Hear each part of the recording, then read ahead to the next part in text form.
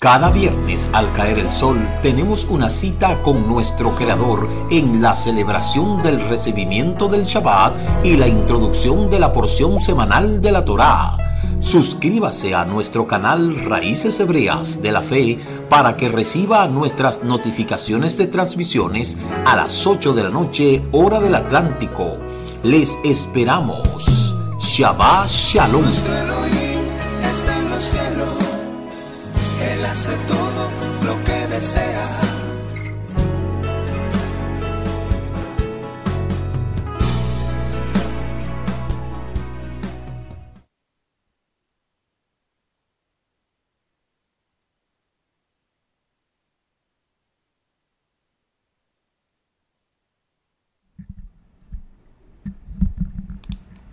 Shabbat Shalom, buenas noches, Shabbat Shalom, que el Eterno le bendiga, que el Eterno le guarde.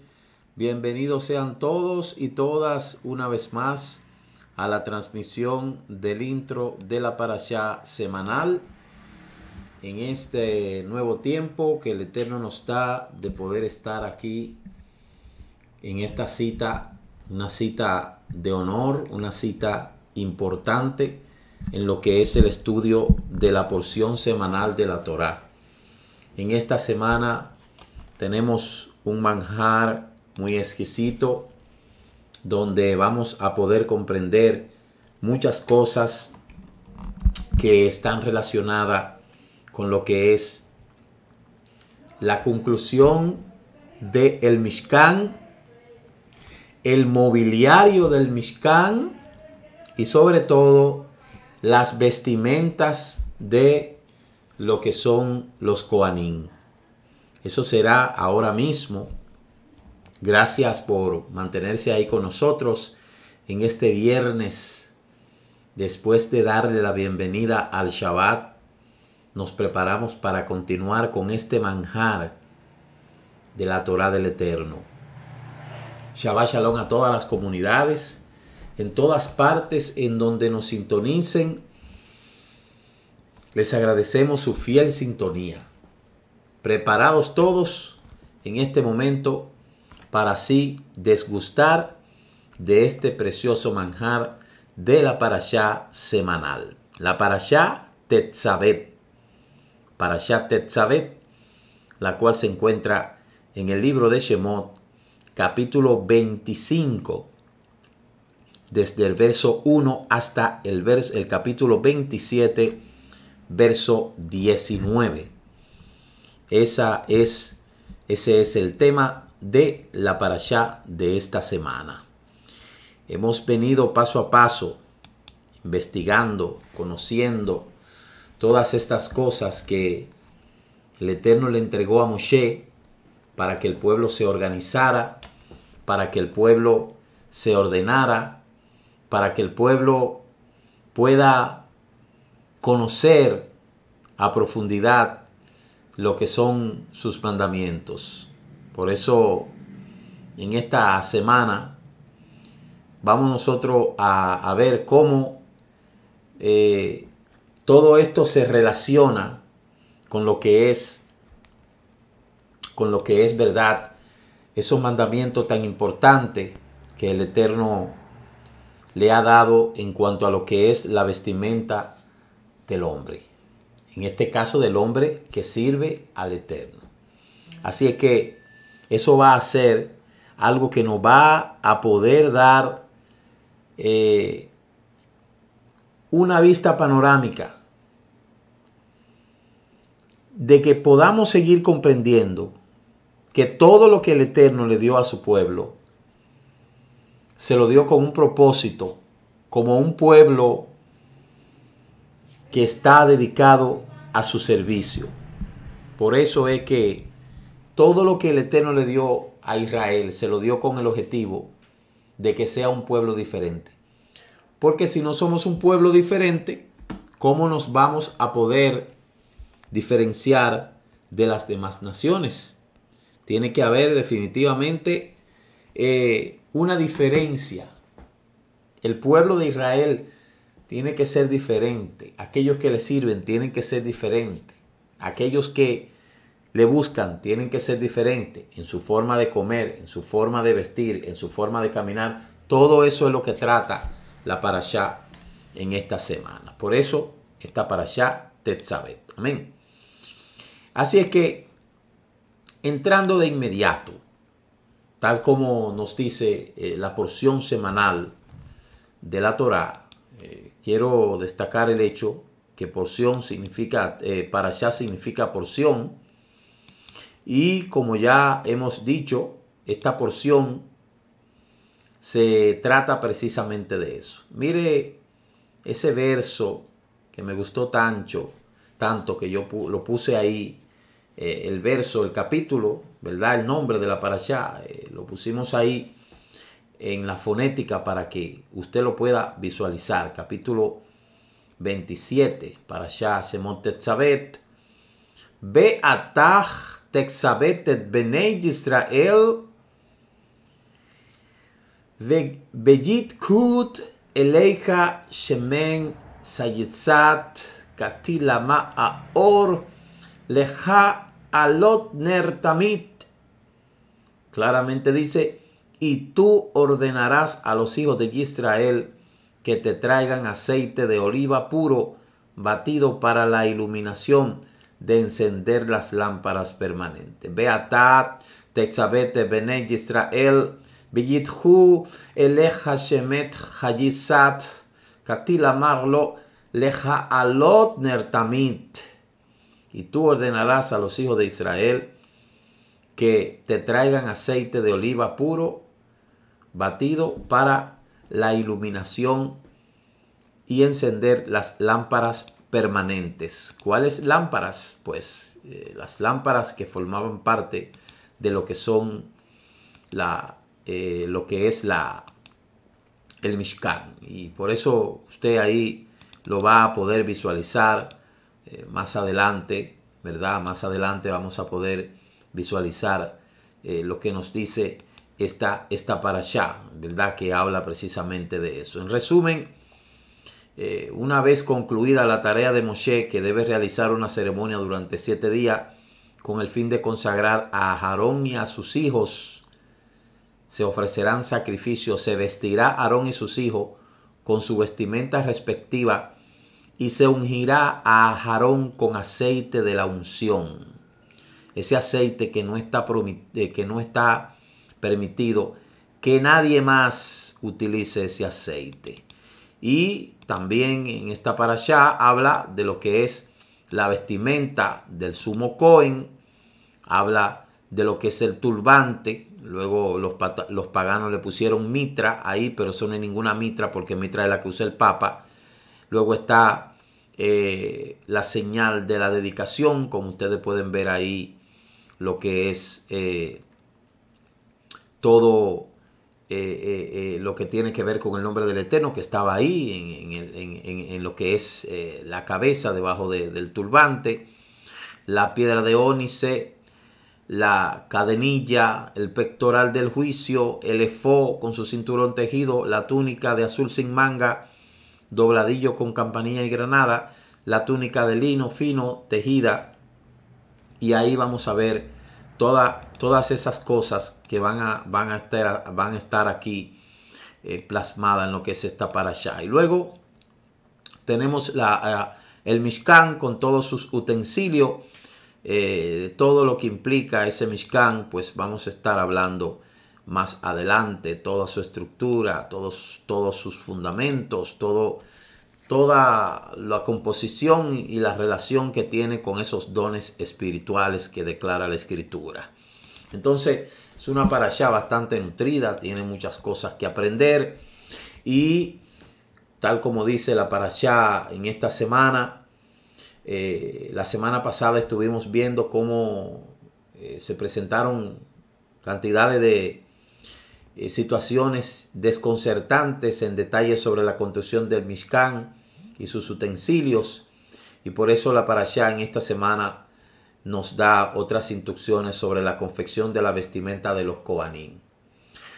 Quiero decirle una cosa, mire, ustedes bien que nosotros siempre mencionamos cosas que tienen que ver con la tradición, principalmente el paganismo de la Iglesia Católica. Mire, todo esto que usted ve aquí fue imitado por lo que es el paganismo, tratando de despojar a lo que son los Kohanim de su identidad.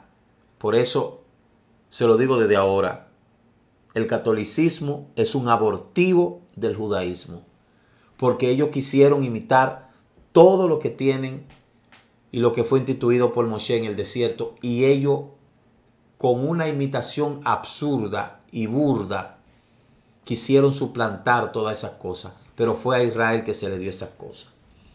Y como nosotros hemos señalado en la discusión sobre el Mishkan, la clave para apreciar esos detalles es entender que ni el Mishkan ni el Beit HaMikdash que le siguieron tenían como objetivo servir como catedrales. Que quede eso muy claro.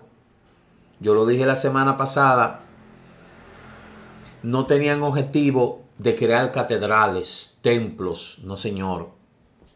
Ni tampoco templos grandes templos donde eso no está dentro del contexto de la Torá, porque realmente esos templos que le seguían tenían como objetivo servir a lugares de culto a las deidades paganas, para infundir un sentimiento de reverencia por la majestuosidad de esos grandes templos e impactar los corazones que puedan entrar allí como visitantes. Ese es el objetivo. Por eso, fíjense que el Beit HaMikdash, que fue creado en Jerusalén, que fue algo majestuoso, entonces los dioses paganos, las naciones paganas, hicieron templos a sus dioses, y el objetivo era que cuando la gente entrara a esos templos, quedaran impactados por la inmensa majestad de sus construcciones. Cuando usted entra al Partenón, allá en Grecia, esperamos pronto estar en Grecia para nosotros poder hablarle más de cerca de esto, y creo que pronto vamos a ir a Italia, si el Eterno lo permite, para nosotros poder, desde una perspectiva histórica, el poderle hablar todas estas cosas que le estamos nosotros diciendo. El objetivo del Eterno dar el Mishkan y de construir el Beit HaMikdash no era con el objetivo de que después las naciones paganas se hicieran de sus propios templos, y como saben que ahí no habita el Elohim de Israel, ellos se crearon templos majestuosos con el objetivo de impresionar la vista de los visitantes. ¿Usted cree que lo que se hizo allá en Francia, en el Palacio de Versalles, fue una cosa pequeña? Fue una cosa chiquita. Lo que se hace en la Capilla Sixtina allá en Roma, ¿usted cree que eso es una cosa chiquita? El Partenón que está allá en Grecia, ¿usted cree que es una cosa pequeña? Y asimismo los templos de Artemisa, de Astaró y todos esos otros templos. Y en todos los lugares, la majestuosidad de los templos medievales, el objetivo es impresionar a la gente para que la gente diga: oh, aquí está Dios. No, Dios no está ahí, amigo. Bueno, estará Zeus. Ahí está la arquitectura humana. Claro.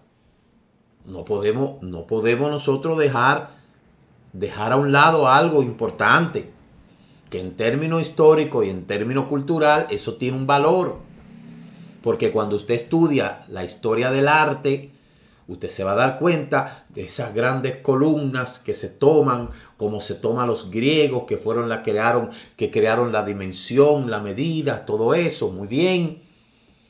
Pero es toda esa majestuosidad no tiene un objetivo espiritual, sino un objetivo carnal, de poderle asentar a los visitantes, acondicionar a los visitantes que entren y queden impactados por toda esa belleza arquitectónica, como cada una de las columnas, como las grandes construcciones que se hicieron en Roma, en Grecia, aún la propia Babilonia. Sabemos que esa Babilonia con esos grandes jardines colgantes, pero todo eso no se compara a lo que el Eterno le dijo a Israel, que construyera un Beit Amistad. En ese Beit Amistad no había imagen, en ese Beit Amistad no había grandes esfinges de cosas como las que nosotros vemos en los principales templos paganos.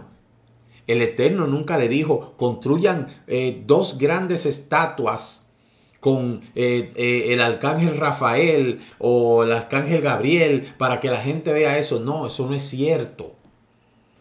Por eso todo lo que el Eterno le dio al pueblo de Israel se lo dio con lujo de detalle.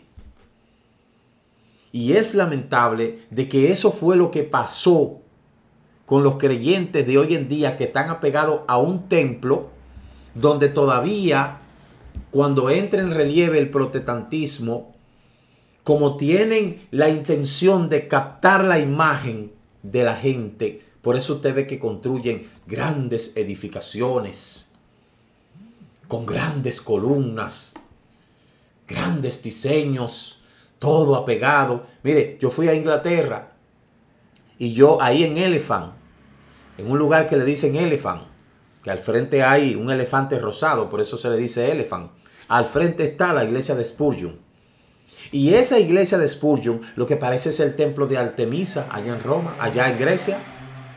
¿Por qué? Porque hubo un tiempo en que se le quitó los templos a los paganos y se los dio a los llamados cristianos, y de ahí es donde vino, mire, el sincretismo religioso. Y obviamente todos esos templos que usted ve construidos en Jerusalén, que son católicos, todo eso se hizo tratando de imitar esa majestuosidad que el Eterno le dio a Shlomo, a Salomón. Pero ninguno de esos templos se comparan al Beit Amistad, al lugar sagrado que fue construido en Jerusalén, que fue primero destruido por Nabucodonosor y después fue destruido por Tito en el año 70. No se comparan, mi hermano. Y todo lo que había ahí es un diseño de lo que hay en el Olam Abba. Los templos de los paganos tienen una riqueza cultural, porque no vamos a decir que no. Yo como profesor de ciencias sociales no puedo reducir mérito a todas esas cosas. Claro, inclusive algunas de esas construcciones son patrimonio de la humanidad. Pero no tiene nada que ver con la promesa dada a Abraham, a Isaac y a Jacob. Entonces, esos lugares en los cuales la presencia divina quiere la gente que se manifieste de forma física, porque ese es el objetivo. No hay una necesidad allá en tiempo de Israel de crear esa majestuosidad con la intención de atraer al judío, de que vayan a ver al Eterno ahí sentado en un trono, como tiene el templo de Artemisa allá en Grecia, donde tiene una esfinge del dios Zeus y una águila ahí. Compare los templos paganos con el Beit Amistad de Jerusalén para que usted vea si son dos cosas iguales. No son dos cosas iguales. Por eso el Eterno no le dijo que pusieran imágenes ni pusieran nada, porque ese no era el objetivo. Y como los paganos no tenían nada que ofrecer, por eso entonces hicieron sus templos con grandes esfinges, con grandes estatuas. Usted no ve lo que hizo, lo que estaban construyendo los hombres, una gran cúspide que llegara hacia el cielo. Esa gran torre de Babel, que luego fue reconstruida y terminada por Nabucodonosor, eso fue lo que los jóvenes judíos se negaron a adorar cuando fueron a Babilonia. Era eso. Entonces, no es verdad que el Eterno va a habitar en un templo hecho de mano de hombre. No, señor, ya eso lo hemos dicho. Entonces, hay que analizar la vestimenta de los Kohanim con la misma perspectiva. El propósito de la vestimenta no era deslumbrar a la audiencia. Como hoy en día, usted ve que esa parafernalia, esos shows donde se presentan por ahí la gente, usted ve que más parece un desfile de moda que agradar al Eterno. No, esta vestimenta que el Eterno le dio a los Kohanim eran vestimentas sagradas. Vestimentas sagradas. No había ninguna necesidad de exponer ante los fieles la importancia de los Kohanim por medio de vestidos maravillosos y vestimentas tan tan exageradas. Porque independientemente de lo que la gente se ponga por fuera, no es la extensión de la ropa, no es la ropa que es una extensión de lo espiritual, de la vestimenta espiritual. Es la vestimenta espiritual que es una extensión, es la ropa que es una extensión de la vestimenta espiritual, no lo contrario.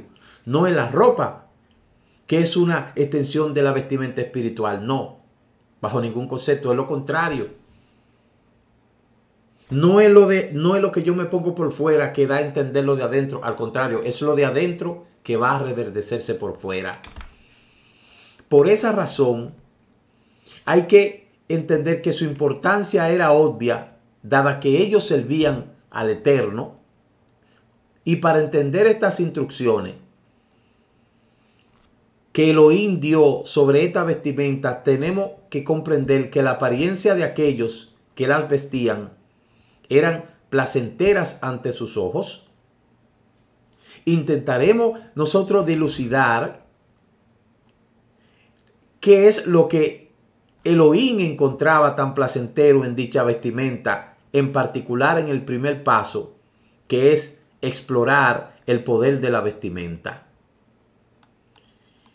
Algunos rabinos han dicho que la Torá insistió en las instrucciones sobre las ofrendas de sacrificio de forma adyacente a las instrucciones relativas a la vestimenta de los Kohanim. Y para enseñarle tal como los sacrificios son ofrecidos para expiar los pecados, asimismo la vestimenta de los Kohanim, también expiar los pecados, también formaban parte de ese trabajo. Por ejemplo, vamos a ir mirando de manera detallada para que podamos ir comprendiendo lo que nos dice la Torá en esta noche. La túnica que expía el pecado del derramamiento de sangre humana, como está escrito, ellos degollaron una cabra y sumergieron su túnica en sangre, como dice Génesis capítulo 37, verso 31. Los pantalones expían por los pecados resultantes del libertinaje sexual, como está escrito, les harás pantalones de lino fino para cubrir la carne de sus órganos, como dice Éxodo 28:42. El turbante que expía por el pecado de la arrogancia. ¿Cómo sabemos esto? Rabbi Janina dijo que algo que es vestido en lo alto, la parte superior de la cabeza, es el punto de un ser humano recto debajo de sus brazos y debe de tenerse uno mismo en alto. El cinturón limpia el corazón de los pensamientos impuros. También sabemos que esto es su ubicación. El cinturón está enrollado en torno al cuerpo y justo por debajo de su brazo, la sección media. El pectoral expía por el pecado de la mala ejecución de la justicia, como está escrito, harás un pectoral de justicia, como dice Éxodo 28:15. Está el efod, que expía el pecado de la idolatría, como está escrito, sin efod y sin trafín, como dice Osea 3:4. La bata, que expía el pecado de la lashon hará. ¿De dónde sabemos esto? Rabbi Janina dijo, solo algo con voz, que se refiere a la bata que tenía campana que sonaban cuando el Cohen Gadol caminaba, puede espiar la voz del mal. Y tenemos el tzitzí, que espía por el pecado de la insolencia, como está escrito, estarás en la frente de Aarón siempre, como dice Éxodo 28:38, y fue escrito sobre la característica de la personalidad de la insolencia, tiene la frente de bronce de una ramera, como dice Yirmiyahu capítulo 3. Entonces, puede ser que expiemos los pecados cometidos simplemente por el hecho de vestir ciertas ropas. Por eso es que se utiliza dentro de la cultura hebrea o del judaísmo ciertas ropas en determinados momentos porque la ropa representa el acto que el creyente quiere hacer delante de la presencia del Eterno. Porque la expiación es un proceso espiritual que requiere arrepentimiento, teshuvá, y esa verdadera teshuvá no solo tiene lugar en las partes más internas del corazón humano. Sin embargo, las ropas son completamente externas. La teshuvá y la expiación se trata de quién eres realmente, y mientras que la ropa se trata solamente de cómo te ves. ¿Se da cuenta por qué es que yo le digo que no es el cuerpo, que es una extensión del alma, sino que es el espíritu que se debe de reflejar en la ropa externa? No es lo exterior que representa lo interior, sino lo interior que debe de representar lo exterior. Por eso, la palabra perdón, en hebreo existen 3 palabras distintas para expresar el perdón. Primero está la mejilá, silja y capará. El Gaón de Vilna explica que estas palabras no son sinónimos, sino que cada una de ellas expresa una idea diferente y podemos tener una idea de los diferentes significados que expresan por medio de la observancia de cómo utilizamos estas palabras en lo que es el servicio de la amidad, lo que estuve hablando esta mañana. Ese significado de la amidad que subí esta mañana, que di esta mañana, yo quiero que usted lo estudie. Lo que ustedes vieron esta mañana, estudie de nuevo el origen y propósito de la amidad. Porque yo quiero que usted conozca algo que esté escondido ahí en la amidad. Y por eso es que me sacrifiqué para yo dar. Mire que yo los viernes usted sabe que es muy difícil yo dar estudio en la mañana y en la noche. Pero cuando la situación lo requiere, yo tengo que hacerlo. Por lo tanto, yo quiero que el estudio que usted escuchó esta mañana acerca del origen de la amidad, usted lo pueda escuchar de nuevo, lo pueda reescuchar de nuevo y pueda ponerle atención, porque eso tiene más que simples 18 plegarias. La amidad habla de perdonarnos, ya que nosotros hemos pecado, como dice el Tajanú, que nosotros utilizamos en Yom Kippur, y por eso es que dice la amidad: perdónanos, Padre, ya que hemos pecado, perdónanos, Rey nuestro, ya que hemos transgredido. Y por eso es que esta vestimenta que el Eterno le dio al Cohen tiene mucha relación con su función y sobre todo con la parte que representaba la parte del hombre que necesitaba ser perdonada. El texto de la plegaria se asocia con el Padre, con el tipo de pecado llamado Het, mientras que Mejar se asocia con el Elohim monarca y con el tipo de pecado conocido como Peshá. El rabino, el Gaón, explica que esto no se trata de elocuencia poética, sino de una precisión quirúrgica. Es decir, la vestimenta del Cohen Agadol, que representa una de las partes de cada una de las partes del cuerpo, está representando todo lo que es la composición del hombre en su sentido mórfico, y en tal situación esa vestimenta trata de cubrir cada una de esas partes, y por eso es que él llevaba esas ropas para que cada hombre perteneciente al pueblo, él como representante de esa humanidad, como intercesor delante del Eterno, los hombres del pueblo de Israel, al él hacer expiación por los pecados de ellos, él tenía que tener sobre sí las vestimentas adecuadas para que ese acto pudiera surtir un efecto positivo en todo el pueblo. Por eso es que desde el turbante hasta los pies, esa ropa representaba las herramientas de expiación del Cohen Agadol y para el pueblo. Y por eso es que en el acto del sacrificio, inclusive, habían sacrificios que primero tenía que hacerlo el Cohen Agadol en memoria de él y de sus hijos para luego expiar al pueblo.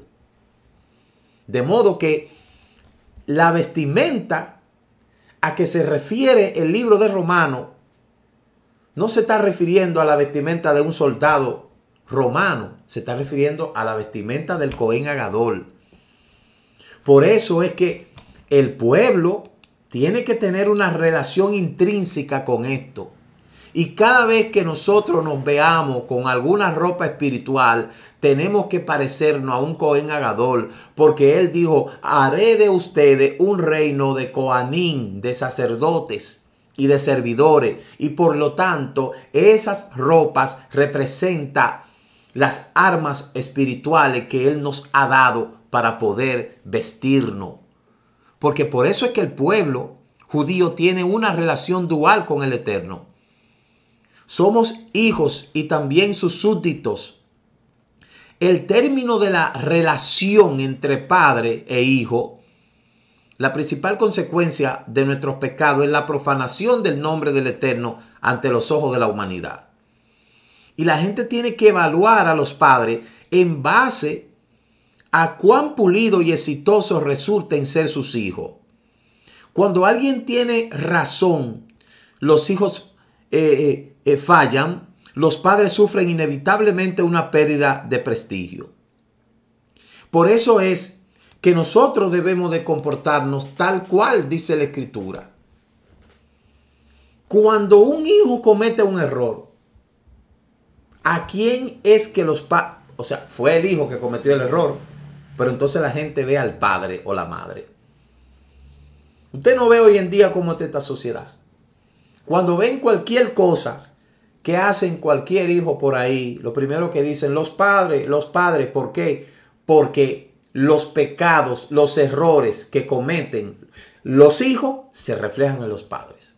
Entonces, si usted y yo somos hijos de Elohim, esos errores que nosotros cometemos como humanos se van a reflejar no en los humanos, sino en Elohim.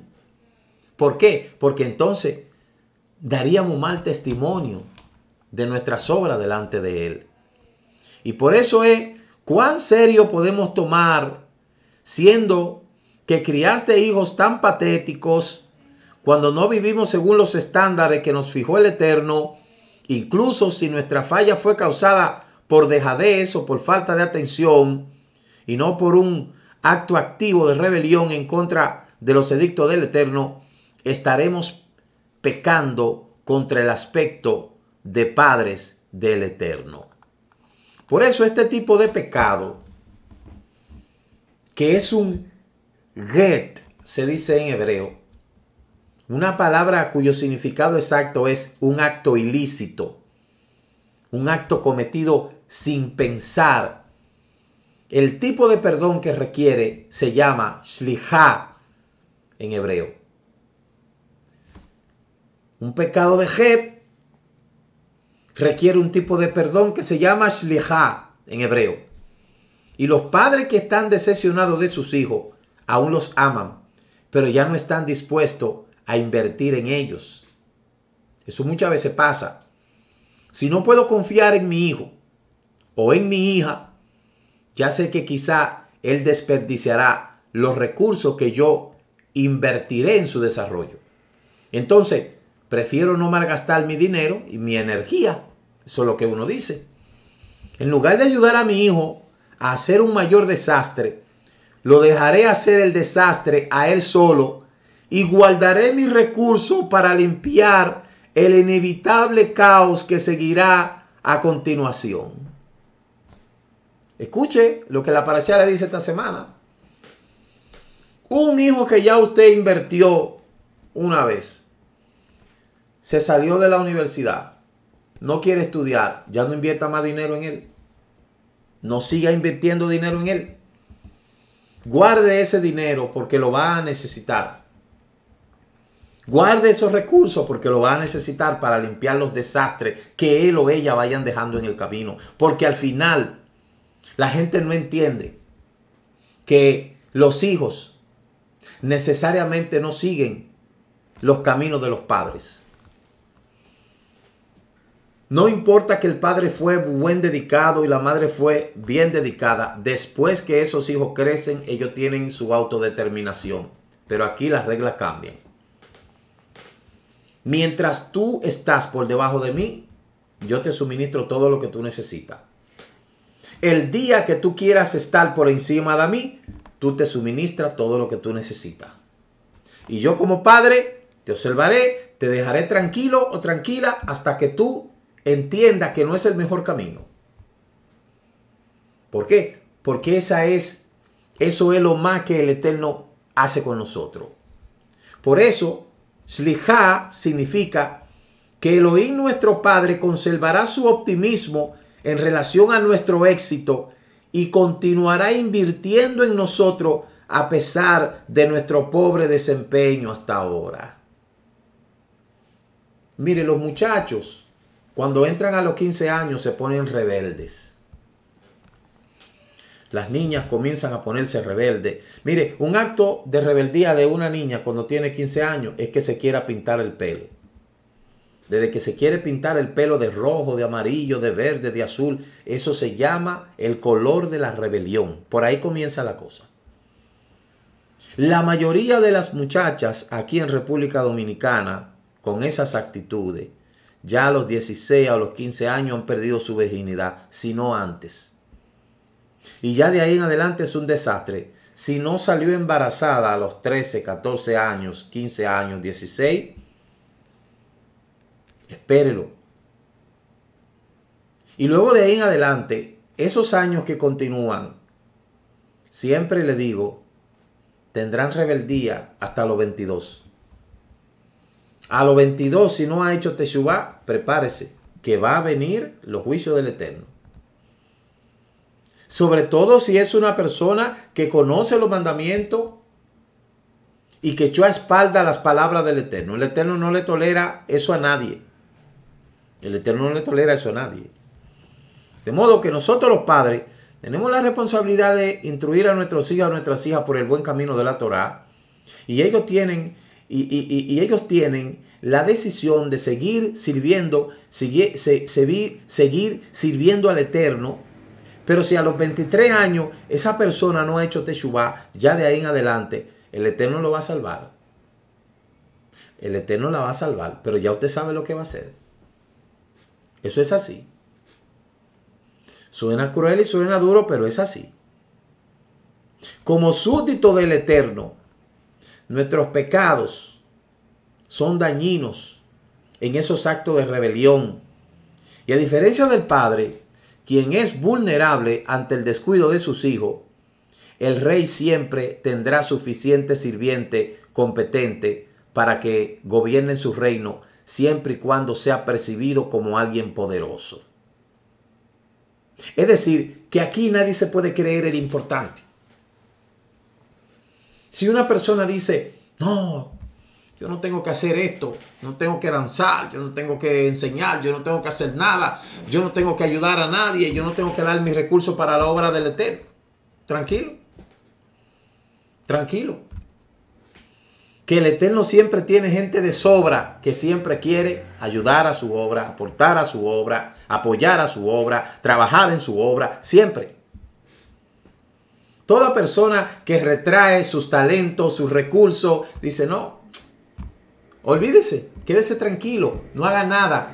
Y usted verá que la obra va a continuar hacia adelante. Por eso, el siervo que ha sido llamado que tiene un llamado del Eterno, no puede poner su vista en los hombres. Ni puede poner su vista en las promesas de los hombres. ¿Sabe por qué? Porque los hombres fallan.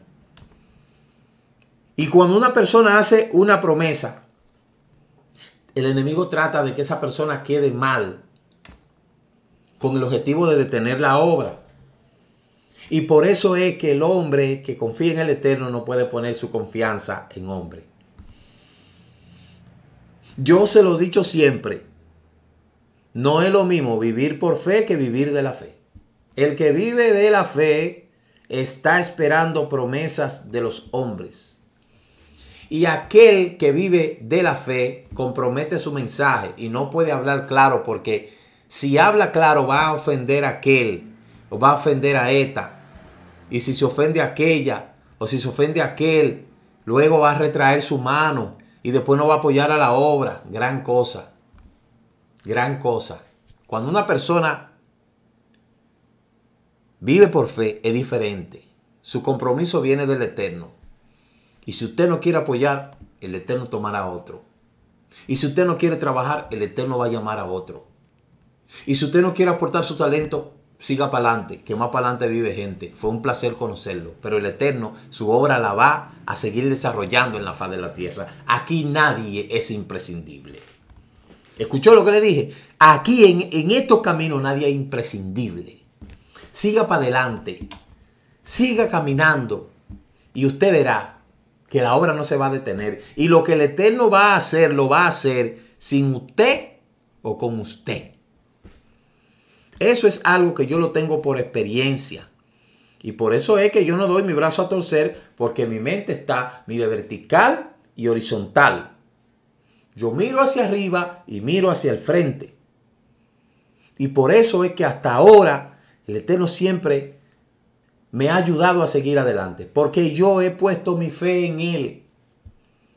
No en lo que está al frente, sino en lo que está arriba, mirando hacia el frente. No es lo mismo poner el frente y mirar hacia arriba que mirar hacia arriba y poner el frente. No es lo mismo. Cuando usted pone el frente hacia allá, mira para arriba si le sobra. Pero cuando usted pone la vista arriba, entonces le va a dar espacio para seguir adelante. Ese es un secreto que yo le estoy dando para que usted vea lo que es el secreto de la permanencia.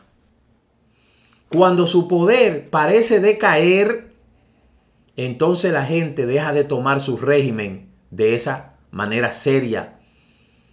El respeto por la autoridad desaparece.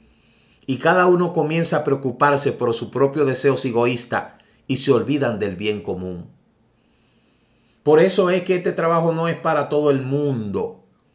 Porque la mayoría de la gente que no ha hecho Teshuvá y que tiene todavía la mentalidad cristiana, viven buscando puestos, viven buscando que se les reconozca, viven buscando hacer las cosas para que lo vean, que ella sí enseña bonito, que él sí tiene conocimiento, y se pavonean. De esto no se trata de eso, amigo. Esto no se trata de eso, amiga. Por eso el Eterno tiene un asterisco y él va, este no sirve, esta no sirve. Déjame este aquí tranquilo, déjame ver este. El Eterno conoce todo. Por eso los pecados de rebelión conocidos como Shaim, así mismo se dice en hebreo, y el tipo de perdón que se requiere para ello, se conoce como Mejilá, como la Mejilá de Esther que se lee en los tiempos que se celebra esta festividad del disfraz. Este tipo de perdón representa la decisión del rey de continuar aceptando a su desobediente súbdito y de continuar otorgándole los beneficios de la ciudadanía a pesar de su rechazo a la autoridad. Con todo esto, el Eterno es misericordioso. Porque si el Eterno fuera un Elohim vengativo, a la primera que nosotros se la hagamos, ahí mismo, ¡chan!, cortara. Pero el Eterno no es así. Incluso cuando el Padre supera su reticencia y decide invertir más recursos en su decepcionante hijo o hija, e incluso cuando el rey es persuadido y perdona al súbdito rebelde, las cosas nunca son iguales. Sin embargo, cuando Elohim decide darnos la oportunidad de superar completamente el pasado mediante un proceso conocido como capará, que es una de las cosas que se usan en el plato, en el Seder de Pesa. Capará es expiación y es un nivel de perdón que no deja ninguna huella o marca del pecado, que le permite al pecador aparecer frente a los ojos de Elohim como un ser fresco espiritualmente y limpio, como en el día en que nació. Nosotros no pedimos por capará en nuestras plegarias diarias, porque este es el nivel de perdón que solo se pueden alcanzar en ocasiones especiales como Yom Kippur. De modo que todos los días nosotros tenemos la oportunidad de recitar la Amidá 3 veces al día, pero aún así hay pecados que tan solamente pueden ser limpiados es en ese ayuno de Yom Kippur. Por eso, cuando habla la Torá de que el Cohen se tenía que cubrir de acuerdo con los sabios, no solo traen perdón, sino que traen capará, aquel nivel especial de perdón que borra todo recuerdo de pecado. Debemos investigar nosotros entonces cómo es esta idea, la cual pareciera simplemente profundizar el problema, nos provee en una realidad la clave para entender la expiación de la vestimenta de los Kohanim. Cada vestimenta que ese Kohanim se ponía, óigame bien, estaba representado para operar una limpieza en esa área del cuerpo humano.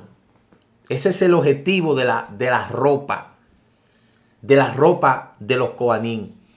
En una sección anterior de la Torá, nosotros podemos encontrar también la relación entre la ropa y el pecado, y luego el pecado de Adán y Eva en el paraíso, cuando ambos comieron del fruto del árbol del conocimiento, está escrito: entonces los ojos de ambos se abrieron y se dieron cuenta de que estaban desnudos, y cosieron una hoja de higuera y se hicieron cobertores, como dice Génesis capítulo 3:7. Y más adelante, después de que el Eterno terminó de explicar las varias consecuencias de aquel pecado, dijo: Elohim confeccionó para Adán y su esposa vestimentas de pieles y lo vistió, dice Génesis capítulo 3:21. En el capítulo 2 de la guía de los perplejos de Maimónides, señala un sorprendente fenómeno que se observa en relación entre el primer pecado y la consecuencia de necesidad de cubrir la desnudez. Uno esperaría que el hecho de cometer un pecado debería de dejar el pecado en un estado menos sublime con respecto al nivel en el cual estaba antes de pecar. Sin embargo, lo contrario pareciera de haber ocurrido luego del primer pecado de la historia. Entonces, antes de que Adán pecara, él no percibía su desnudez y no se avergonzaba de ella. Y fue después de este pecado que se le abrieron los ojos. Aparentemente, el hombre adquirió un atributo más preciado, su gran inteligencia. Y como consecuencia de su pecado, ¿acaso esto tiene algún sentido? Debemos analizar la respuesta de Maimónides, ya que está relacionada directamente con la discusión. Maimónides explica que la consecuencia del pecado fue un incremento en las emociones y no un incremento en el intelecto. Antes de cometer el pecado, si Adán percibía intelectualmente que cierta acción era necesaria para su supervivencia, que era moralmente correcta, el mismo hecho de darse cuenta que ella generaba la acción era moralmente incorrecta o contraproducente, la percepción intelectual era suficiente para generar un sentimiento de repulsión hacia ella. Esta predominaría el intelecto por sobre las emociones, que desapareció después del pecado. Y hay un destacable pasaje que describe la condición humana después del pecado de Adán. El Talmud relata que luego de la destrucción del primer templo, los miembros de la gran asamblea abolieron con éxito la inclinación del mal hacia la idolatría. Inspirado por su éxito, ellos dirigieron su atención a la inclinación del mal por la sexualidad y decidieron destruirla también, y afortunadamente fueron precavidos y decidieron hacer una prueba de 3 días de duración antes de analizar la destrucción final. Para su sorpresa descubrieron que luego de 3 días sin inclinación al mal por la sexualidad, no pudieron encontrar ni siquiera un huevo fresco Consecuentemente, ellos decidieron dejar la inclinación sexual prácticamente intacta. Este pasaje del Talmud indica que después del pecado de Adán, el hombre necesita la ayuda de la inclinación del mal para realizar incluso las acciones más necesarias. Y debemos de sentir lujuria para tener relaciones sexuales y reproducirnos, pese a que es obvio que la reproducción es necesaria para la supervivencia. Si no hay deseo, la gente no puede involucrarse en las relaciones sexuales simplemente porque es necesario. Esto no es culpa de Elohim. Cuando Él nos creó, nuestra inteligencia era nuestro principal motivador. Fue nuestro propio pecado el que redujo el estatus de nuestra inteligencia y la transformó en un perro guardián en vez de motivador. Y por eso todo el tiempo que la mente de Adán controlaba sus emociones, sus deseos físicos, tenían el mismo efecto en su comportamiento, y la comezón que sentimos en nuestros pies cuando nos hace cosquilla, una comezón definitivamente es una sensación poderosa, pero en ningún caso es un motivador. Entonces, desde el punto de vista intelectual, los órganos sexuales no tienen ninguna diferencia con el resto de las partes del cuerpo humano y no hay nada vergonzoso en exponerlos a plena vista. Pero cuando el control sobre el comportamiento humano se traslada a la mente, a las emociones, entonces los órganos sexuales se diferencian del resto de la anatomía humana y su exposición se vuelve de hecho vergonzosa, y así podemos apreciar que esto es lo que ocurre. La transformación que trajo el pecado no alteró nuestra imagen sobre nosotros mismos. Nosotros todavía sentimos que somos criaturas racionales y que nuestra mente está en control de lo que hacemos. Y obviamente nosotros sabemos que este sentimiento de control más ilusorio de la realidad, ¿cuántas veces nosotros hemos tenido sentimientos de por qué tengo tantos problemas para hacer esto? Y yo que sé que es lo que es correcto. Puede que experimentemos este sentimiento en muchas áreas de la vida, pero por lo general lograremos hacernos creer, tanto a nosotros mismos como al resto, de que toda la forma somos seres racionales. Y por eso es que aquí debemos de tener algo sumamente interesante.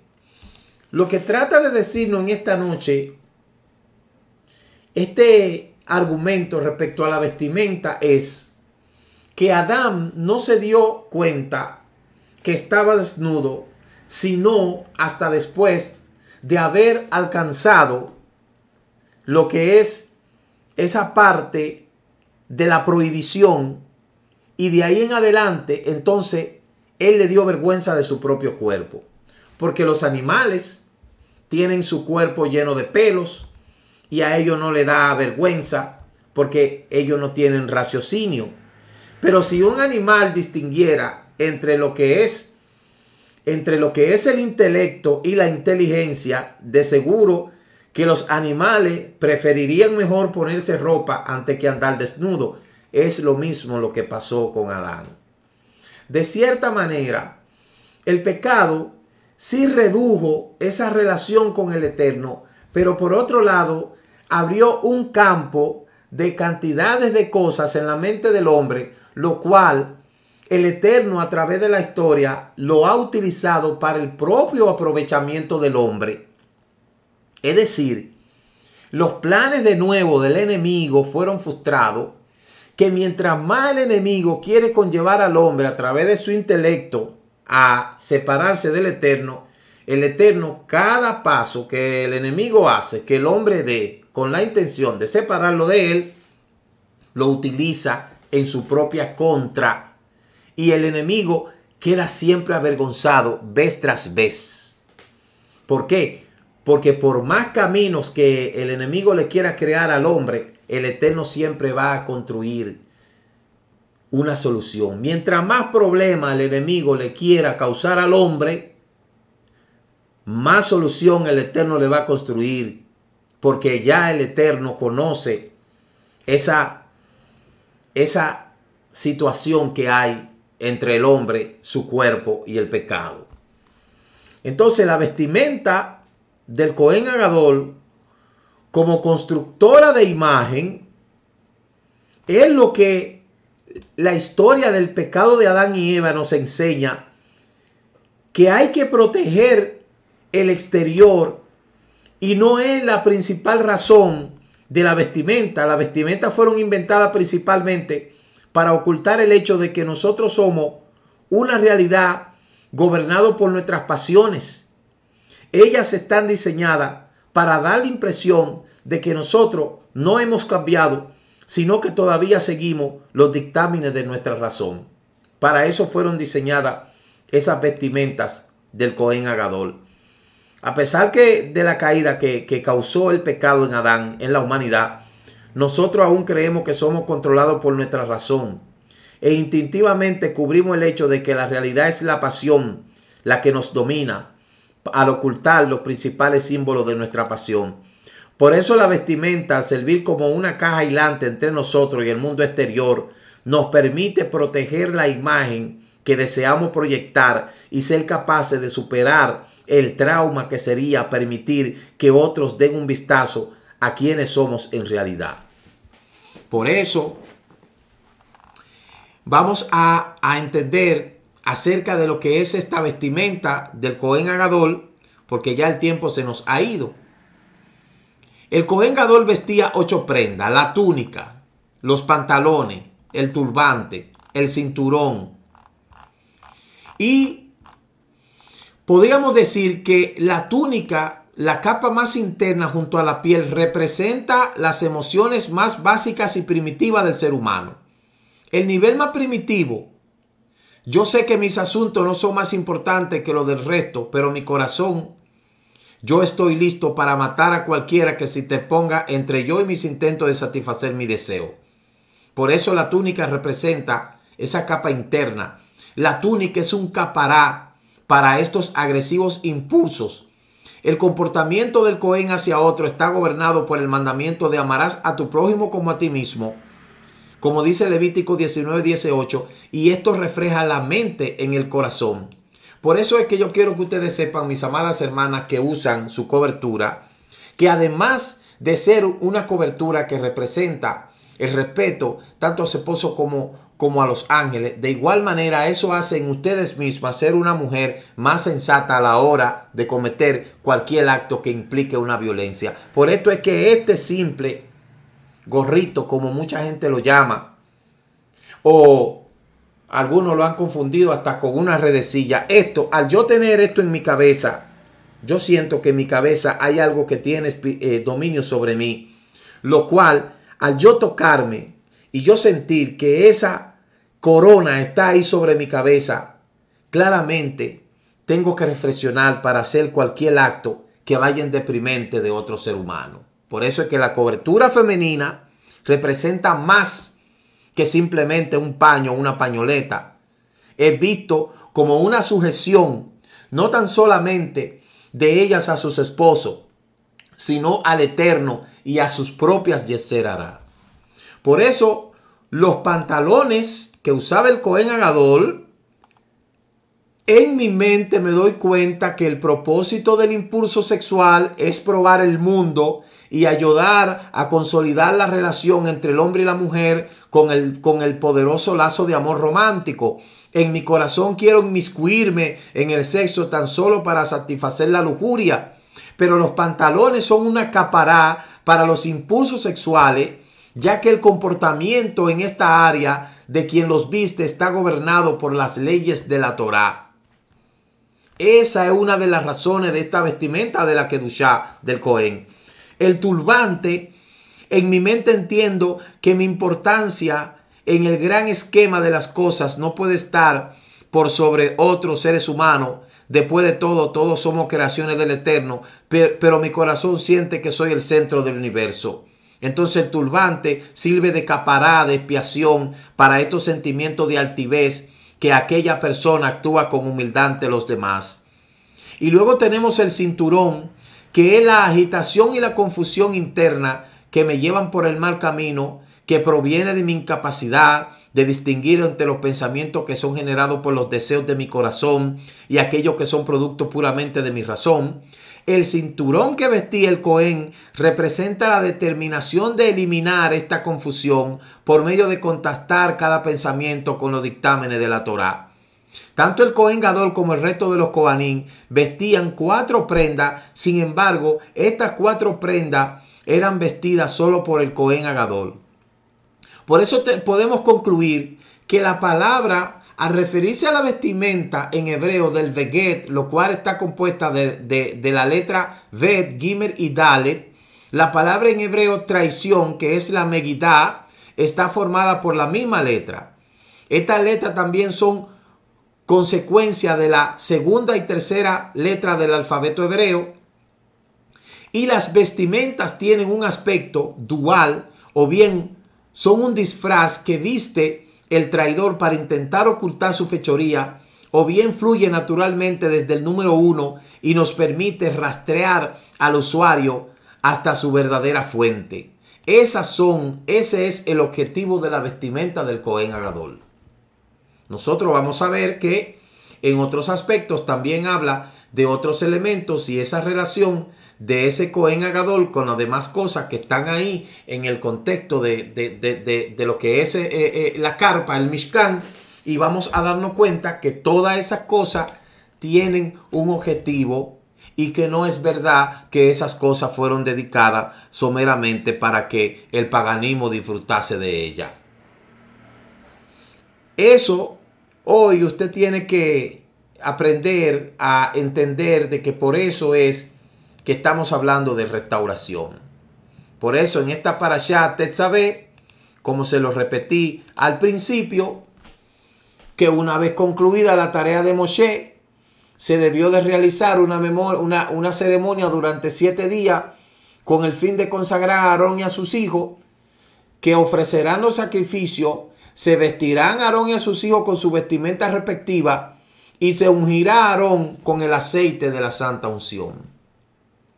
Y por esa razón es que el Eterno nos ha dado esta cantidad de cosas relacionadas a la vestimenta.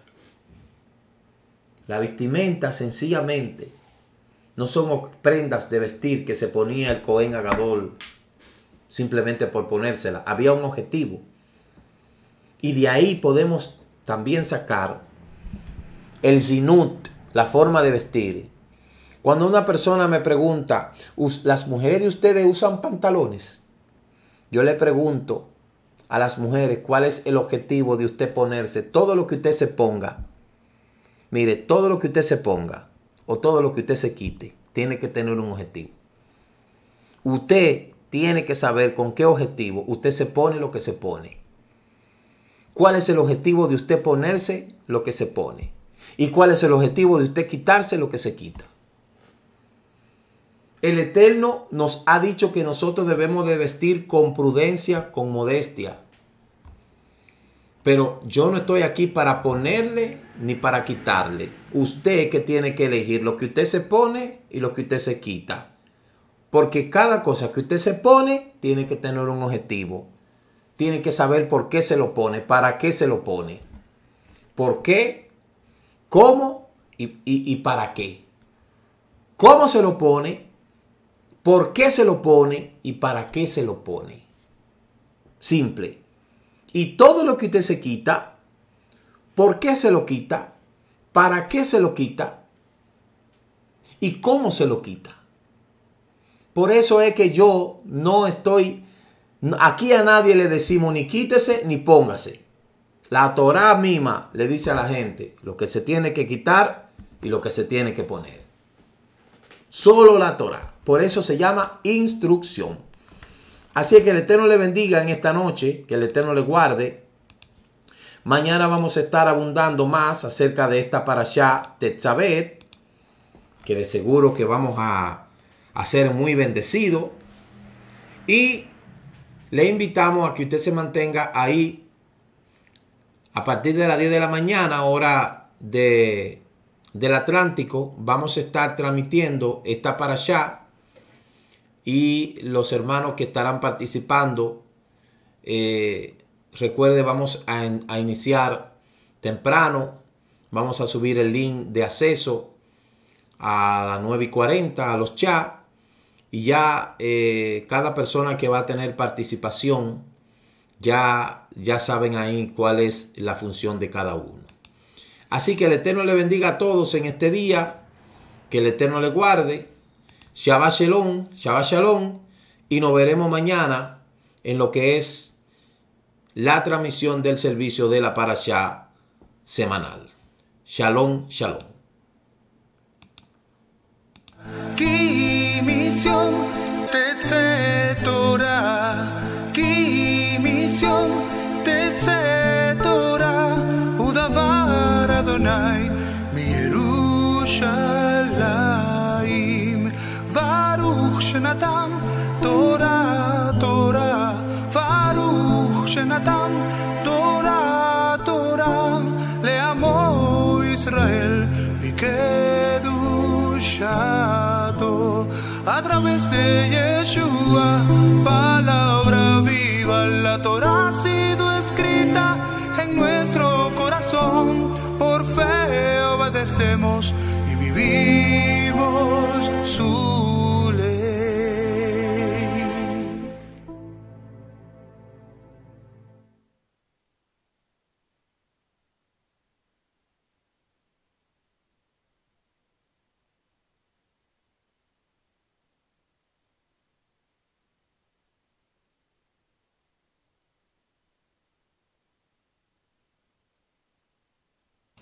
Cada viernes al caer el sol tenemos una cita con nuestro Creador en la celebración del recibimiento del Shabbat y la introducción de la porción semanal de la Torá. Suscríbase a nuestro canal Raíces Hebreas de la Fe para que reciba nuestras notificaciones de transmisiones a las 8 de la noche, hora del Atlántico. Les esperamos. Shabbat Shalom. Nuestro Elohim está en los cielos. Él hace todo.